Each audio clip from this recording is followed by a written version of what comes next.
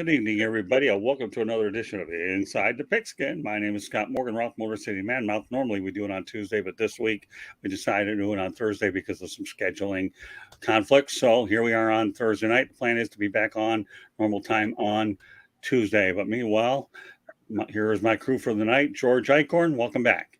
Good to be on tonight with you guys. Thanks for having me. And the best coach on the planet, Coach Bono. How you doing, partner? Thanks, Scott. Glad to be here. Good to see George on again. Hello, Mel. Hey, what's going on, Coach? There you go. Mel Farr Jr. introduced by Coach Bono. That doesn't get any better than this, folks. All right. Well, you know what? We have a lot to talk about, short period of time, but we're going to go out there and do them all in rapid fire. The title of the show is Tim Tebow's next business venture, so no better place to start with than the iconic Florida Gator. Tim Tebow is buying a minor league hockey team in Lake Tahoe, Nevada. George Eichhorn, what do you think about Timmy? Well, I give the guy credit. He's tried a lot of different things after he left football, and I know he's a good Christian guy. He's very religious. He's got strong faith, and his next venture sounds like it could be fun. Dino Ciccarelli and some of the guys in Detroit have gone into that, but of course they've been hockey players. I don't know if I recall a football player buying a minor league hockey team, but if he's a strong businessman and surrounds himself, I'm sure he will, with good people and working that sport. I'm sure it's going to be a lot of fun. I mean, I've always been a big fan of minor league hockey. I mean, it's the feeder system, let's face it, for the NHL, and they need some good teams, and Nevada's a good place, obviously. The Vegas Golden Knights have proven that. So I wish him well in this venture, Scott. What do you think, Coach? I really don't have a whole lot to add on this. It was news to me. I think, I have a lot of respect for Tim as a man and as a Christian. Was fortunate enough to get to work with him at the Senior Bowl prior to the draft, and really a phenomenal human being. I know he's well diversified. He's got a lot of different things going on, but, see how it goes. I wish him well. Mel? Yeah, I'm with Coach on this one. I don't have a whole lot to add to it. The big thing, team ownership can lead to a lot of different things. Just getting his foot in the door in a minor league hockey team. That who knows where that can lead. Lead to. You see, where Magic Johnson started out with partial ownership with the Los Angeles Lakers that was given to him by by Jerry Buss, and then he parlayed that to some ownership with the Dodgers. Now, he's got ownership with the Commanders. You look at how well it's turned out for Michael Jordan, his initial investment and what he was able to sell that franchise for. So they're very, very good investments. You look at what Jerry Jones bought the Cowboys for. So they're good investments. Obviously, he probably doesn't know a whole lot about hockey right now, but I'm sure he's going to get up to speed and learn as much of it as he possibly can. But I think, this is just a stepping stone for him, and he's looking to do bigger and better things. The only thing I'll add to the whole thing is once upon a time, the 1980 Winter Olympics was held in Squaw Valley, California, which is not far away from Lake Tahoe. And I got married one time before my second in Lake Tahoe, one of those gorgeous places on the planet. I was actually married in El Dorado County, California, on the California side, for whatever it's worth. But I love Lake Tahoe. And when you talk about the 1980 Winter Olympics being held in Squaw Valley when the U.S. won the gold medal, that to me is unbelievable. So you're only talking a situation about less than 30 minutes away. This is a brilliant move by Tim Tebow. I love what he's doing. You guys already explained he's a good Christian man. He tries hard.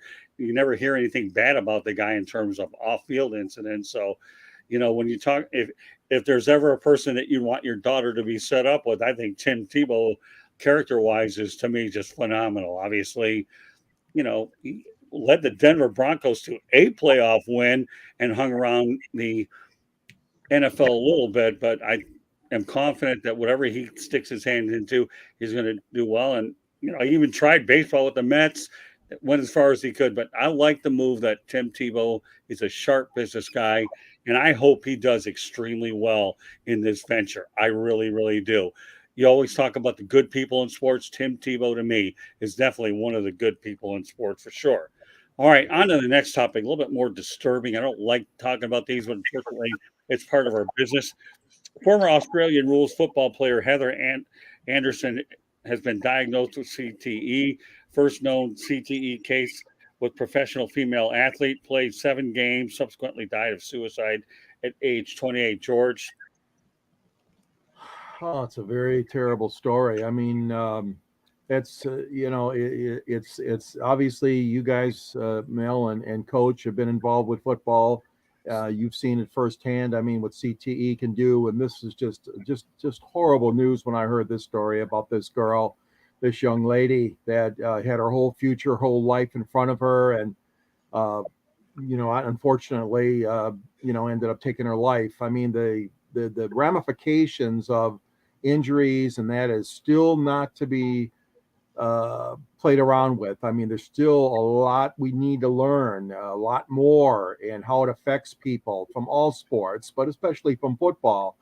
My prayers, my heart goes out to her family and her friends.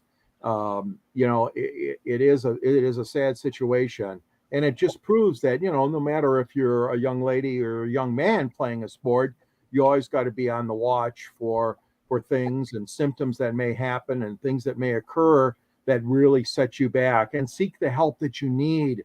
There's been so many suicides, unfortunately, in America and around the world the last several years, and it's gotten worse and worse. So we just got to reach out to people, anybody in need, anybody that needs help, whether it's a sports related one or not. My heart goes out. We got to try to help and make a better situation of it, to save them, to help them.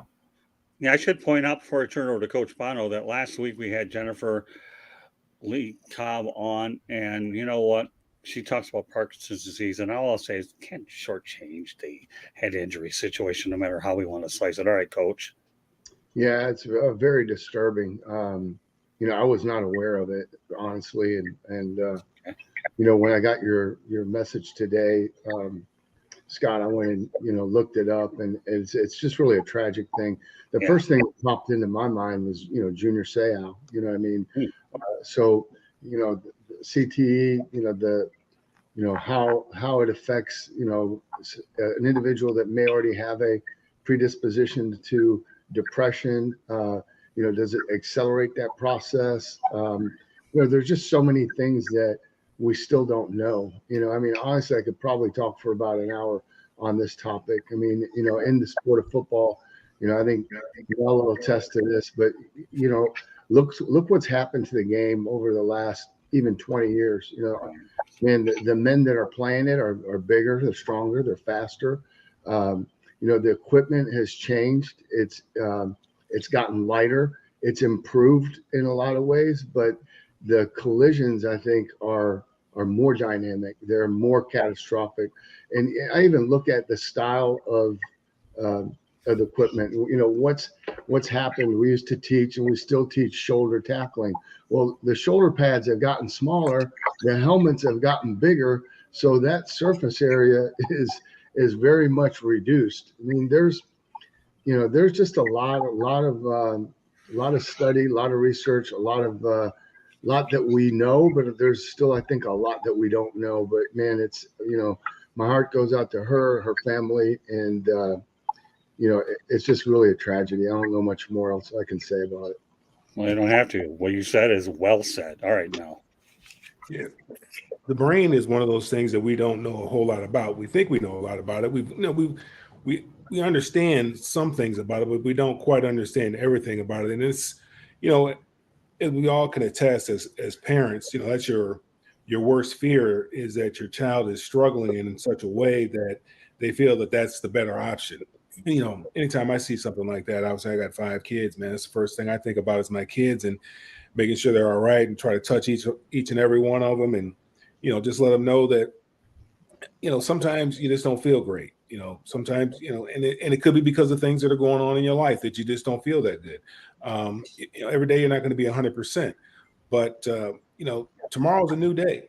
It's a new opportunity, and just give yourself that opportunity to see what tomorrow brings, as opposed to doing something as drastic as that. I feel for her parents. It's a tough situation. But as far as with CTE is concerned, none of us can really. All we can speak of is what we know, the information that we're given. We don't know from actual knowledge of because any of us are necessarily experiencing these types of symptoms. What that does to the brain. Again, like I said, the brain is something that we really just don't totally understand. Even CTE, this has only been around for the last 20 years. We've been talking about CTE, so something that we didn't know about. It came to the forefront with Mike Webster, and that whole ordeal. Then they started talking about it, and the guy did some research on his brain and noticed some different things, and said, "Hey, this is what it is." And then all of a sudden, you had a influx of players, unfortunately, taking their lives that played this game. It's just, it's unfortunate. I feel for our parents. Hopefully, when you feel you're in that, kids, when they feel that, or people, individuals, when they feel they're in that type of situation where they feel helpless or hopeless, that to reach out to somebody and get some help and just pause one more moment and, just give it another chance, because, we all have the opportunity to, we all should have the opportunity. The last thing you want to do is, that's not the best option, because there's people that are going to be hurt, that are going to be left behind, and then there's other options, and I would hope that people would seek the alternative options.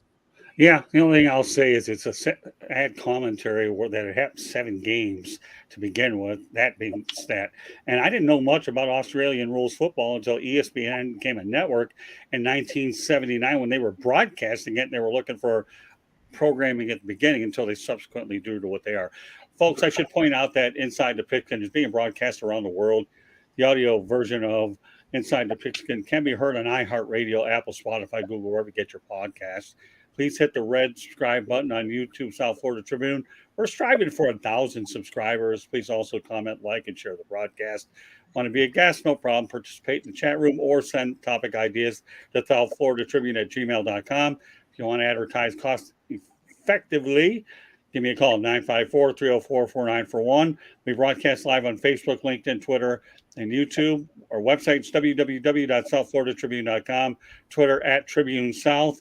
Candy Ebling is behind the scenes. Coming on later this summer, the Motor City Mad Mouse Show will be debuting in the Eagle Corp Media Studios in Boca Raton.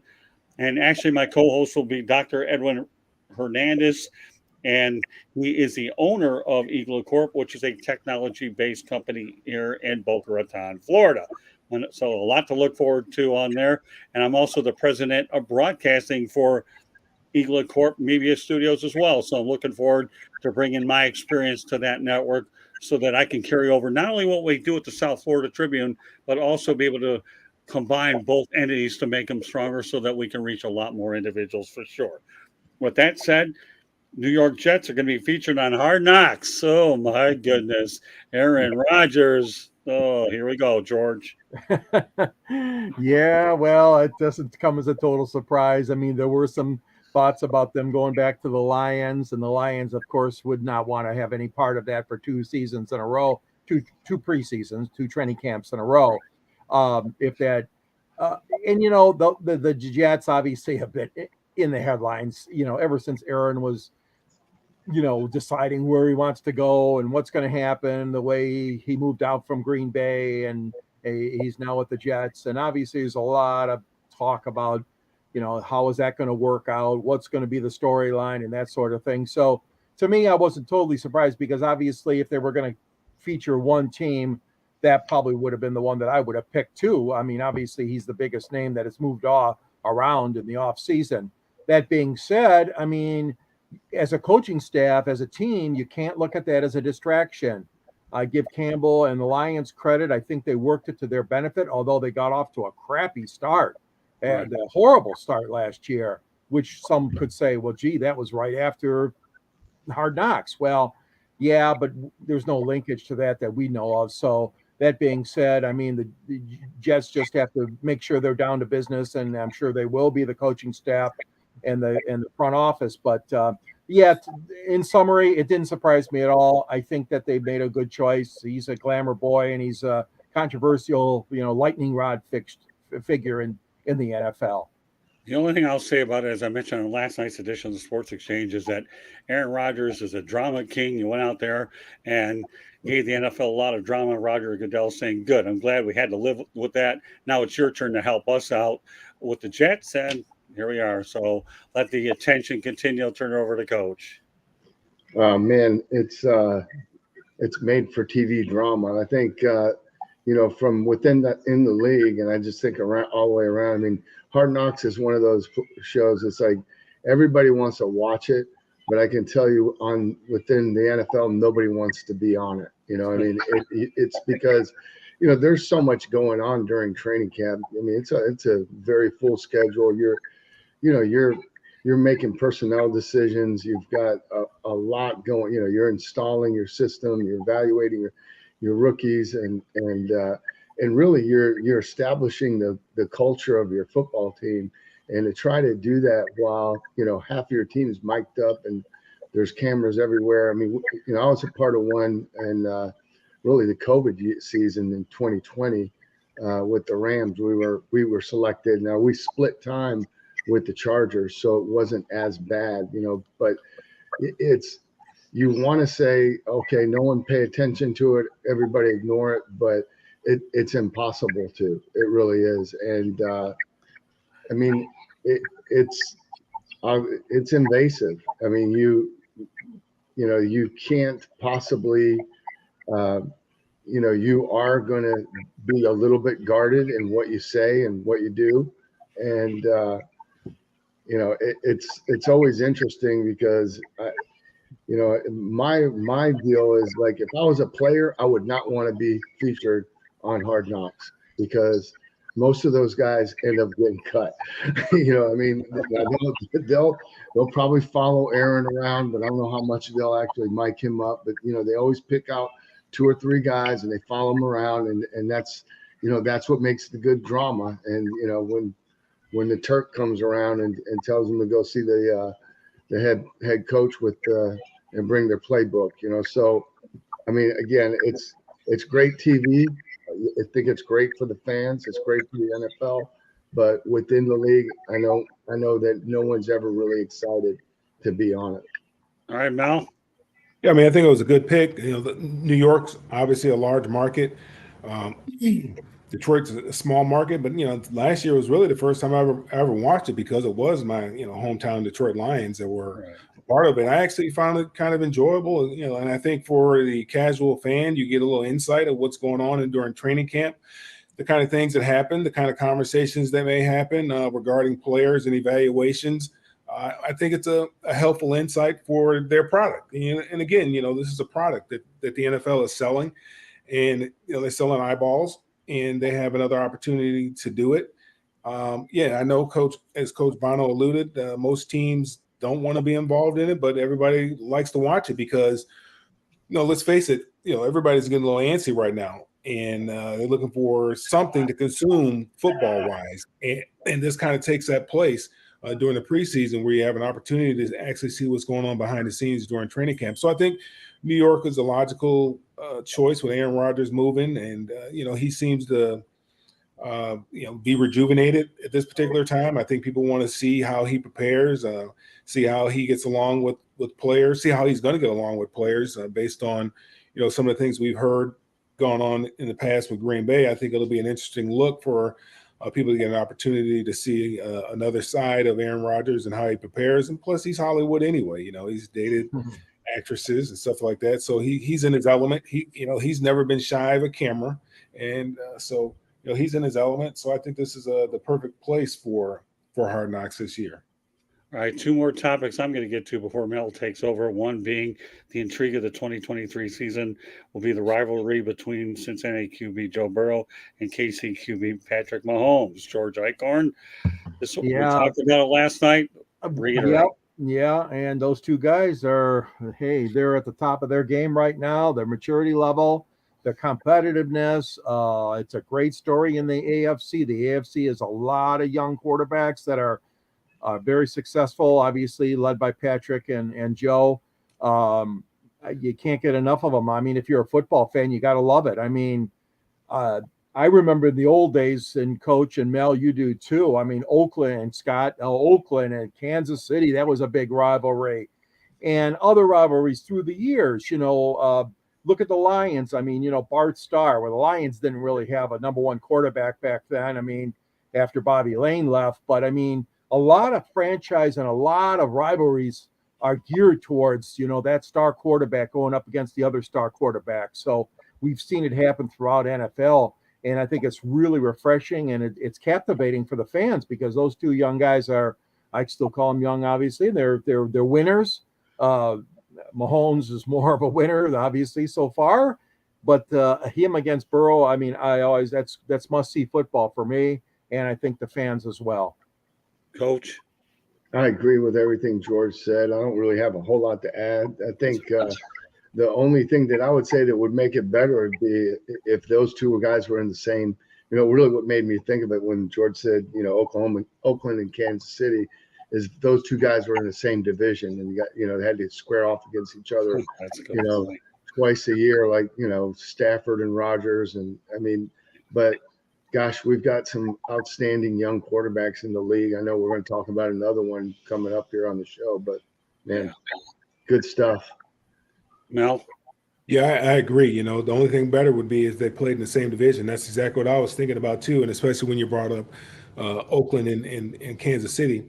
You look at the AFC. I mean, in the North, you got obviously you got Joe Burrow, and then in the East, you got the guy up there at Buffalo, and in the West, you got Patrick Mahomes. So I mean, there's some tough quarterbacks there. Not the South is waiting for somebody to ascend to that leadership, to ascend to that level that these guys have ascended to, because these guys are playing, they're at the top of their game. There's no question about it. Joe Burrow's at the top of his game. What he's done with Cincinnati, as long as they don't mess it up, they have an opportunity to, go deep in the playoffs for a number of years. So, as long as they don't mess it up, I know he's up for a contract extension this year. My buddy, he works for the Bengals. I asked him if they're going to take care of him if he needed to take a pay cut in order for him to get paid. He said that they're going to make sure that he gets taken care of. So, yeah, I mean, it's exciting what's going on right now in the AFC. Coach, you're making a great broadcast in the short time we've had, because you have certainly picked up on the language called segues, which is where we were leading with it. So just to reward you for the segue, I will lead into this via you, and then I'll go around the other way. Okay. So what can we expect from Buffalo Bills quarterback Josh Allen, Coach? Man, I'm a huge fan of this guy. I really am. Have a little bit of history with him. I watched every one of this guy's games, his junior and senior year. And it wasn't because I was scouting him. It was because I drew a short straw and had to take my Chippewa, Central Michigan Chippewas out to Boise, Idaho to play the Wyoming Cowboys in his senior year. So I had a chance to see him live in his last college football game. And I just remember at the time watching him to study him, but not only to study him, but gosh, it was just entertaining to watch him because he was so doggone good. And he was hurt a little bit his senior year, so there was a chance that he wasn't going to play, which I'm not embarrassed to say that I was really hoping that he wouldn't, because I think we would have had a chance in that game if he hadn't. But predictably, he healed up, and being the competitor that he is, he played in that game, and he absolutely lit us up. All right, I mean, but this guy's really good. He's special. I mean, he's a freak. He's got, he has size. He's got the prototypical drop back size, but the guy runs. I mean, he can pull it down and really hurt you with his legs. He can extend plays. I've just watched him get better and better every season. I just think, just like the last two guys that we talked about, he's a phenomenal competitor and a phenomenal quarterback.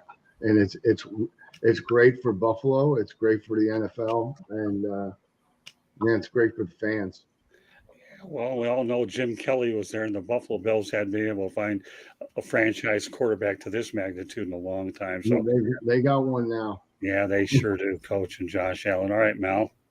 Yeah, Josh Allen's a heck of a competitor. You look at look at how he started out. He looked like he was going to be a bust, and all of a sudden, things started clicking for him, where he can just not only can he beat you with his legs, but he also can beat you with his arm.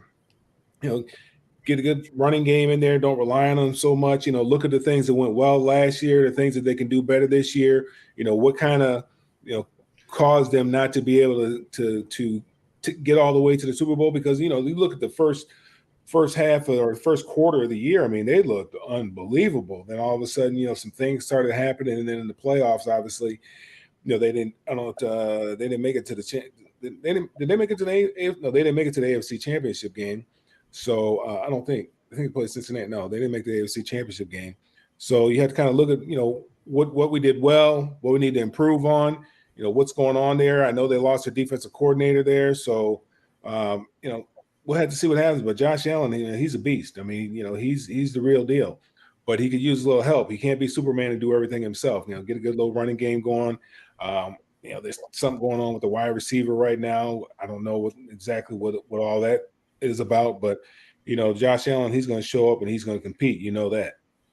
George.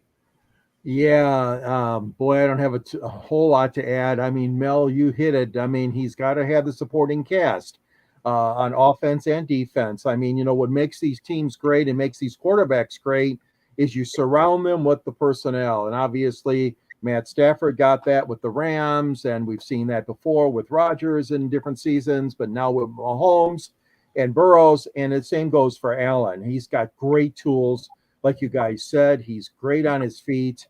He plays in a tough environment. I mean, that's like the Green Bay environment, Buffalo and the weather outside, and he's in tune with that. I mean, Buffalo, they're building a new stadium, guys. They don't want a dome. They don't want an indoor stadium. They want to keep that outdoor aura in Buffalo, and they've got great fan support. I mean, late Ralph Wilson was a wonderful man from the Detroit area here. And he molded a great franchise in Buffalo, obviously starting out in the AFL. But all that being said, yeah, Josh Allen, he's got great tools. I mean, surround him with the best offensive line and the offensive weapons, and then obviously get the job done get the job completed on defense. And they're right there. I mean, they got to compete, and they got to get that monkey off their back, guys. I mean, they never won the Super Bowl. Jim Kelly, like you said, Scott, was the name out there and led them to so many Super Bowls. So they're hungry, man. They want that. They want to get off that record of no wins in the Super Bowl. Coach, you made a great point about Josh Allen making life difficult for you with Central Michigan. But I'm going to tell you, I saw Zach Wilson play down there with Brigham Young, and he lit up Central Florida like you wouldn't believe, and I thought for sure, and he still can be salvaged. I wouldn't put him in the bus. I think the best thing that's going to happen with Zach Wilson is being able to learn under Aaron Rodgers. So he's definitely salvageable. But it's funny how you mentioned, though, the Josh Allen comparison, and Zach Wilson will be fine. But when you talk about certain players that light teams up and they catch your eye, the first one that came to mind is Zach Wilson, who I think you may hear a lot more of hard knocks around him than most of us are even thinking on the surface. So I'll be curious to see how that all plays out. I just wanted to make a point. All right, Mel, I'm turning it over to you.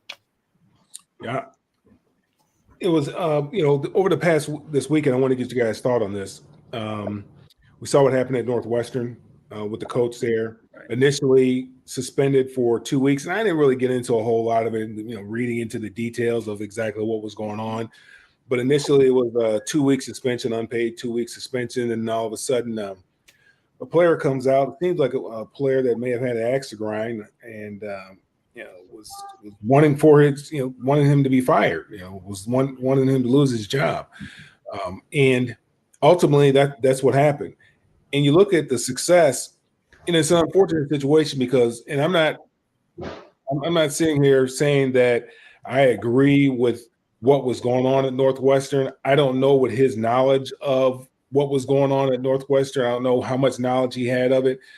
Obviously, because he's in the position that he's in, he played at Northwestern. He kind of knows that, what goes on at Northwestern. He kind of has an idea of what kind of, what goes on there that he probably should have known if he didn't know. But the thing with Fitzgerald that gets me is he was extremely successful. I mean, he really put Northwestern on the map where they became competitive. competitive year in and year out. And it's unfortunate that at this late in the game, getting ready for summer camps to open up, that he ends up losing his job. I just wanted to get your thought on what you thought about Northwestern relieving Fitzgerald of his duties, George. Well, Mel, I think this situation is really sad, obviously, in a number of sense. And let's, he's going to sue. It sounds like it. I mean, he's challenging it from what I heard legally, but I very much doubt he's going to get his job back. It's a very, hazing. I've never been a fan of hazing. Okay. And I'm not a guy that's played a lot of sports. I know a lot of you guys have on here, obviously played more sports than I have, but I've never been a fan of hazing. I know it's, it's done for, the Greek groups on campus and all that, that fraternity and sororities have done it. But football teams, when I hear that, I am alarmed. I'm not a fan of it at all. And you're right, Mel. I mean, he's done so much for the Wildcats. I mean, they have turned that program around. I mean, they used to just be the doormats. We all remember Northwestern was made fun of.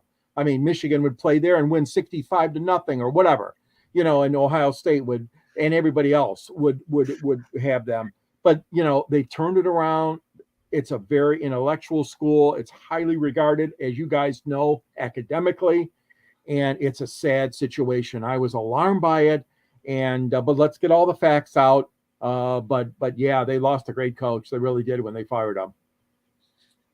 Coach Bruno, being a coach, I'm sure you had some feelings on that. What was your feeling when you heard that he was terminated? Well, I was shocked. I had followed it up to the point where the suspension occurred. Again, like George alluded to, I mean, Pat's success at Northwestern, it's unprecedented. And, the respectability that he's brought to that program at a place that's very, very hard. Okay. Let's not make any mistake about it. It is hard to win at Northwestern because, obviously it's a tremendous academic institution. They don't get any breaks from the admission standpoint. Once the kids are admitted, there's no fluff programs that they can, hide somebody in. They're taking real academic courses and getting a very outstanding degree. I know Pat personally. He's a friend of mine. My heart, I'm disappointed in the decision. I think in general, I think college, being a head coach in college, I think a lot of times you get far too much credit and you get way too much blame at the same time. I mean, you've got 120 student athletes. You've got a staff of probably, when you throw in all the recruiting people and all that stuff, 50 or more.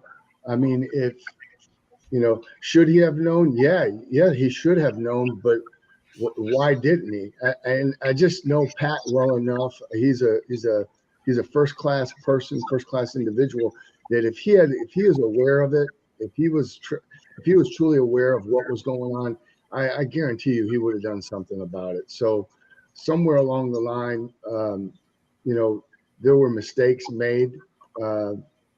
Whether or not somebody on the staff or other people on the staff knew about it, those are all the questions that I would have. But it's unfortunate. Again, it's unfortunate for the young men that are on that team, especially the seniors that are getting ready to play their final year of college football. They only get one of those. Yep. There's no do-overs, and so it's just it seems like after the fact knee-jerk reaction to me. They did an independent investigation. They brought somebody in from off campus to go through it. And, when they made the decision to suspend them without pay, they had all the information in front of them, so to then go back and say, oh no, we're going to terminate you. I don't like it. And I probably said too much already. Thank you though. Yeah, I feel you go from 2 weeks to termination. That's a there's a large gap in between there. Yeah, So you wanted to add, Scott? Yeah, as a matter of fact, there is 17 years there, took the program to incredible heights. And to me, I cringe when I heard it. Let's not forget that Brent Musburger graduated from Northwestern University, and I know it's a school known for its journalism degrees as well as other higher. I feel bad, but you know where I ultimately think Pat Fitzgerald's going to wind up in the NFL at some point. I really do. He's young enough to make the jump. Let time take care of itself, and Pat Fitzgerald is anything but finished on the sidelines. Maybe in college, maybe, but no, I see pros definitely in his future as well. So.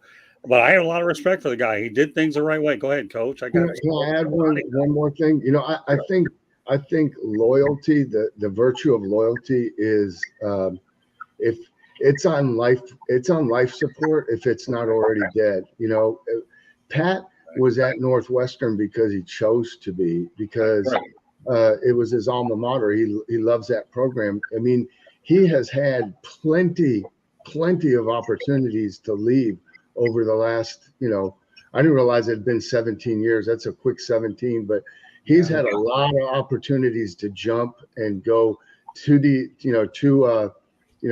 to other schools, to the NFL. I mean, but he's been loyal, and it's just it's a shame that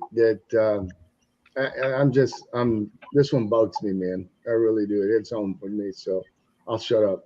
No, you don't have to, Coach. Thanks for mentioning that point. Loyalty, nowadays you wonder if there is any such thing in this society. I agree.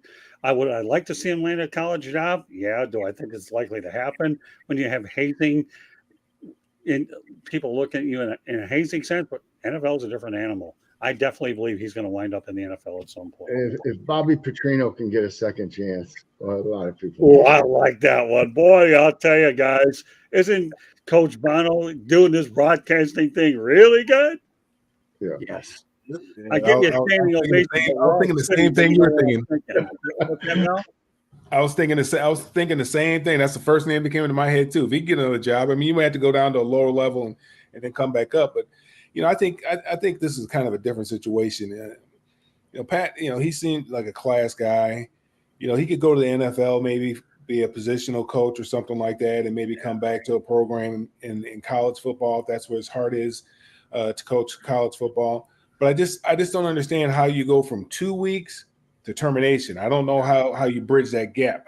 You know, what happened in those 48 hours where, you know, when you had the full report in front of you and you say, you know, you speak with him and you say, hey, we're going to give you a 2-week unpaid suspension, and then, you know, 48 hours later, you know, you say, hey, you know, we're going to terminate you for cause. I don't know how you get there.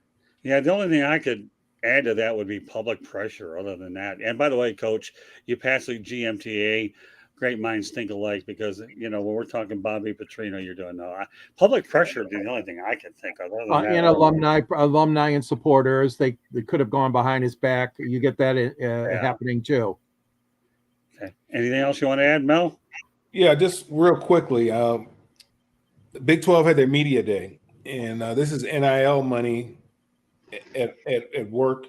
The quarterback Jalen Daniels for Kansas, who, you know, I'm sure we all follow Kansas, and you know, because they're the cellar dweller pretty much for the Big 12. He shows up to Big 12 Media Day with a $50,000 chain around his neck with a pendant on there that has his highlight reel. Really? Now, is that what you know?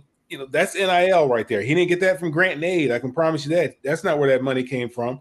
That's NIL money. Is that how we want these kids to utilize their NIL money, is spending $50,000 on a chain with a pendant on it that has his highlight reel on it that he can change and put any kind of highlights on there, where basically like a small little television screen there.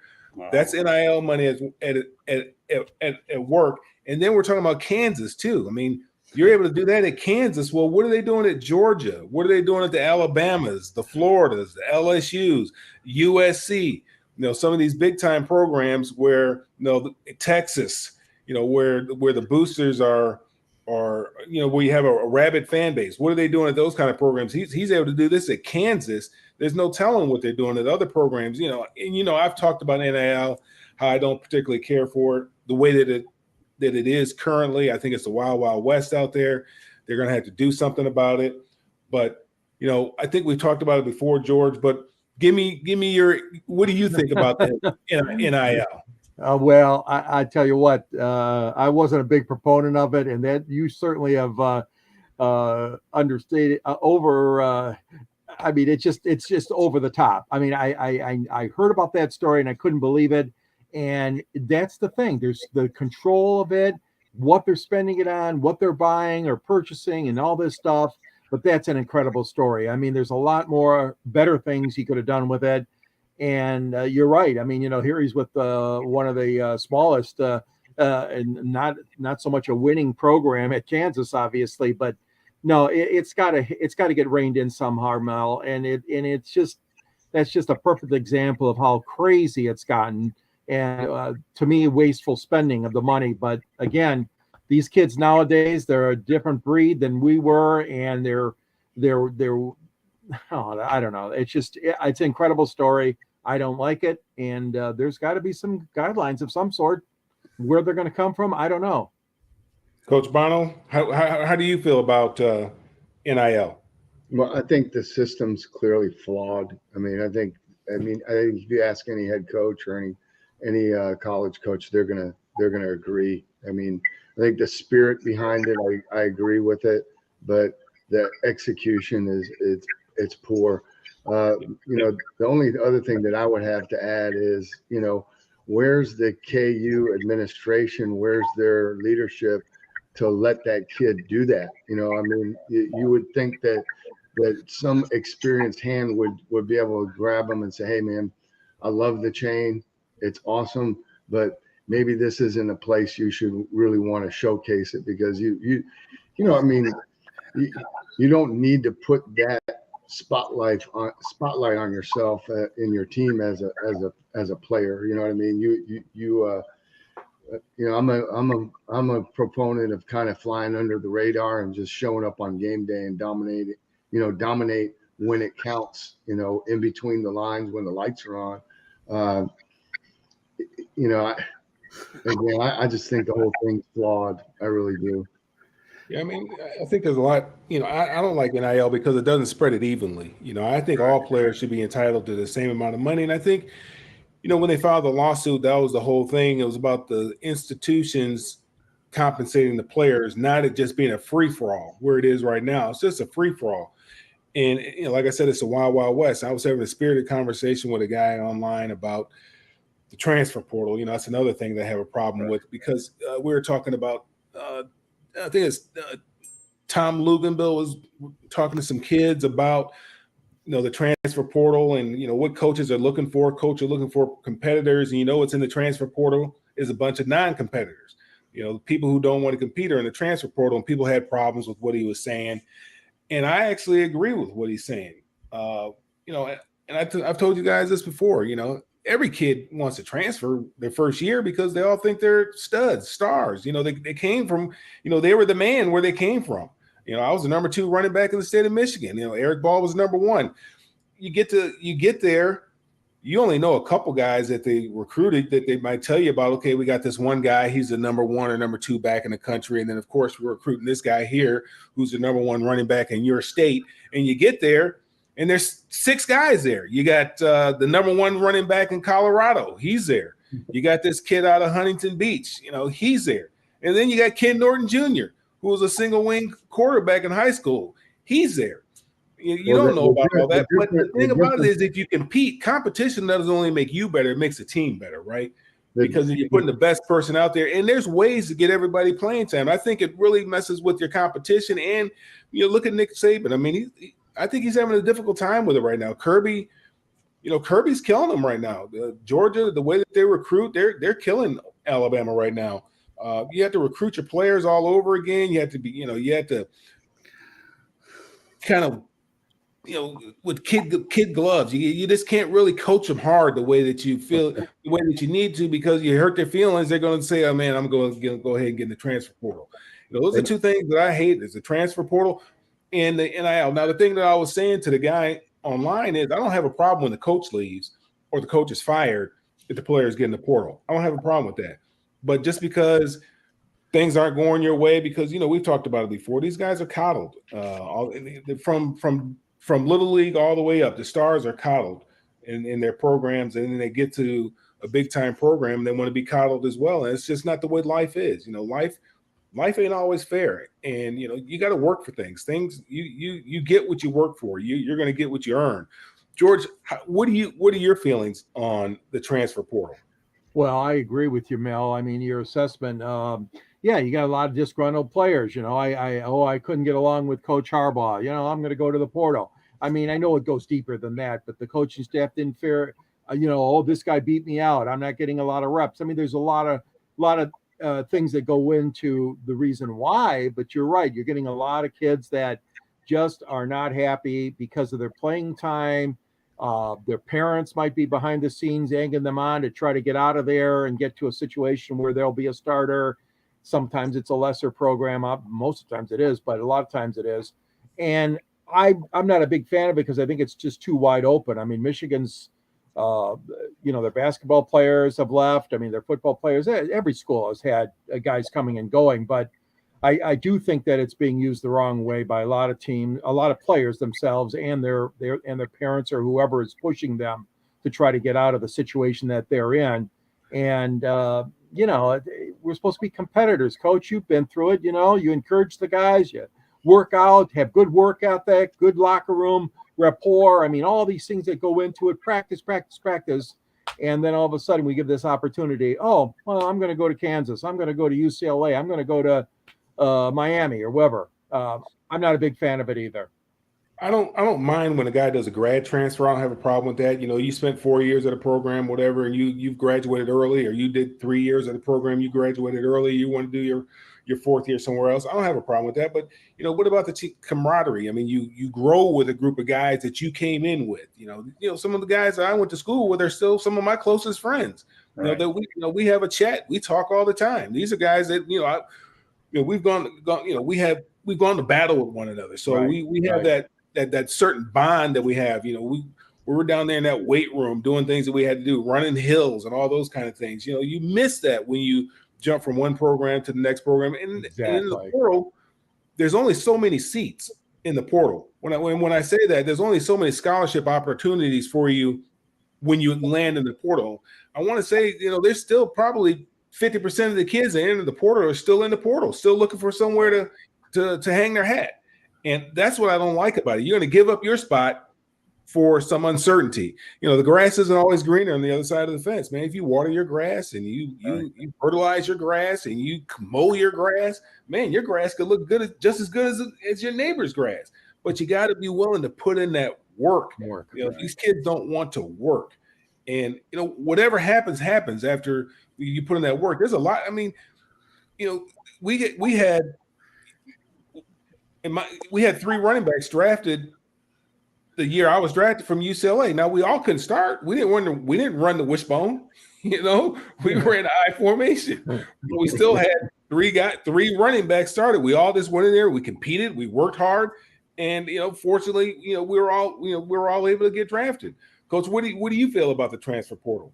I don't like it. I would say one thing though, Mel, the biggest difference, or one of the big difference about, when you were recruited, when I walked on at Central Michigan, is these kids right nowadays, they are acutely aware of who you have and who you're recruiting because of sites like Rivals and 24/7. They know all that stuff. I mean, of course, going back to the transfer portal, I agree with you 100%. I don't like it. I mean, we've gone to where college football, for the most part now, is completely transactional. And for me, I always looked at coaching. One of the biggest reasons that I got into coaching was I loved the game, but also, I wanted to be that mentor for kids that, like I had when I was coming out of school, or really all the way through youth league sports, all the way through high school and then college. I mean, I was fortunate enough to play for some great coaches, but they were really great men that helped me develop into who I am today, and wanted to pay that pay that back. And unfortunately, even the best intentioned coaches now are having to make business decisions. It's becoming more, like I said, transactional. The only other thing I would add is I'm not so sure if it benefits schools now to give scholarships. I think they should be give them room and board, but let them, as much money. If they're getting that much money out of with the NIL stuff, let the guys pay for their own education. Or you're going to have a two-tiered system where you have the big money schools where the players can generate a lot of income for themselves. And then maybe your group of 5 schools become another division where they're giving scholarships out, and you don't have a mixture of the two. I wouldn't be surprised to see something like that, down the road, or some of these bigger schools really break away from the NCAA, because let's face it, it's professional sports now. I mean, we're calling it amateur because, they technically have amateur status, but they're being paid. They're professionals it's really a minor league system for the NFL now. Yeah. Well, thank you guys for your comments. Scott, I'm gonna turn it back over to you. All right, thanks, Mel. I'll just add to this just a little. Number one, I think all of college football is very flawed, period. Item number 2, we talk about the University of Kansas situation. Do any of you guys know who the head coach is there? I have no idea. Lance Leipold. Lance Leipold. Okay, you guys know? Well, all I can tell you is Lance Leipold had a great career at University of Wisconsin Whitewater, my wife's alma mater, and he also did a heck of a job over to the University of Buffalo. I believe they're the Bulls. Is that correct? Yep. So if any of these guys are going to earn their highlight reels, I hope that Lance Leipold has a lot of wins bagging for him this year. And remember, this guy ended up getting this necklace, and he didn't play for the basketball program led by Bill Self. So let's not disguise football for basketball, even though I do think the Kansas Jayhawks football team is on the upright. And I do believe when it's all said and done, Lance Leipold will get a statue at the University of Kansas, or Kansas University, depending on how I'm saying it, because nobody else would be worthy of it anyways. And for Coach Leipold to stay there, and probably when he could have other opportunities, he knew that this is an opportunity for him to build something, and I believe he's really going to do it. So University of Wisconsin Whitewater, I haven't forgotten about you, and neither has Candy Epling. And Buffalo, well, what could I say? But no, I think the whole thing's flawed. And you never know. We might see more of these chains with reels around them, but I think you're going to do a little better than 6-6, which I believe they were at 500 last year, give or take. And I played a bowl game. Well, they lost the QB. They came out on fire, and then the kid got hurt. And, they tailed off for sure. So I know Coach has to go in a moment. So any closing thoughts before we call it a night? Nope, we're getting ready for training camps. The Lions start the middle of next week, and the KC Chiefs and the Lions will be the first 2 NFL teams to open camp, because they're starting out, of course, on the Thursday night opening weekend of the season. All right, so let me go over a few things really quickly before we call it the end of the line here. Just one last time in case you're joining us. Okay, Inside the Pigskin is being broadcast around the world. The audio version of Inside the Pigskin can be heard on iHeartRadio, Apple, Spotify, Google, wherever you get your podcasts. Please hit the red subscribe button on YouTube, South Florida Tribune. We're striving for 1,000 subscribers. Please also comment, like, and share the broadcast. Want to be a guest? No problem. Send topic ideas to southfloridatribune@gmail.com. If you want to advertise cost efficiently, call me at 954-304-4941. We broadcast live on Facebook, LinkedIn, Twitter, and YouTube. Website, www.southfloridatribune.com. Twitter, @TribuneSouth. Candy Ebling is behind the scenes. Coming up later this summer, the Motor City Mouth show will be debuting in the Eagle Corp Media Studios in Boca Raton, Florida, for which I am the president of, owned by Dr. Edwin Hernandez. We'll keep you posted. Eagle Corp is a technology-based company, and I am the president of broadcasting for that, in addition to what I do here at the Tribune. I want to get that out there real quickly. Coach, I know you got to leave in a moment. Any way that people get a hold of you? No. Okay, well, actually, I'm on LinkedIn, and you can see me here every week. But exactly, he's on LinkedIn. You follow, you watch our broadcast, you get a hold of Coach Bono. Yeah. So, all right. But I do have one last point. Sure. One last parting. Earlier on the show, I can't remember what, I think George was talking about, made a comparison between like playing in Green Bay and Buffalo, right? I think a great topic for us, it doesn't have to be next week, but I'd love to hear Mel's take on like, toughest places to play on the road, best venues, best fans. That might make a good topic. I'd love to hear what Mel, what I have my own feelings. I'm playing all the stadiums, so I might not be the one to do that. I haven't. Coach, guess what? I just wrote it down. We'll talk about it Tuesday night. Think about it over the weekend. Mel, some closing thoughts. Let everybody know how they get a hold of you. Get a hold of me on all the social media at Mel Farr Jr. That's Instagram, Twitter, Facebook, LinkedIn, and Threads. Yeah, I'm on Threads too. And then follow what we have going on for the youth here in Georgia and also up in Michigan at melfarr.org. So we're going to be leading off with Coach's suggestion. I am an open individual here. Suggestions appreciated. That will be toughest places to play in the NFL will definitely be a point of conversation on Tuesday night, Coach. And guess what? You're going to, you might as well go ahead and have that list. You don't need it. It's probably in your head anyways. All right, George, go ahead. Let everybody know how they get hold of you. We know you're the author, right, Mr. Author. Detroit Sports Broadcasters on the air. We got football, a special section on football, with the great Van Patrick leading the way, of Detroit's announcer, Bob Reynolds, Frank Beckman. We had some great ones. Dan Miller does a great job now. Scott's in the book. He's featured with Muhammad Ali and with Jimmy Connors. And there's a link to purchase the book at the end of my column, which is featured on the South Florida Tribune website under the Motor City Tribune. I'm a writer there. You can reach me at gicorn@yahoo.com.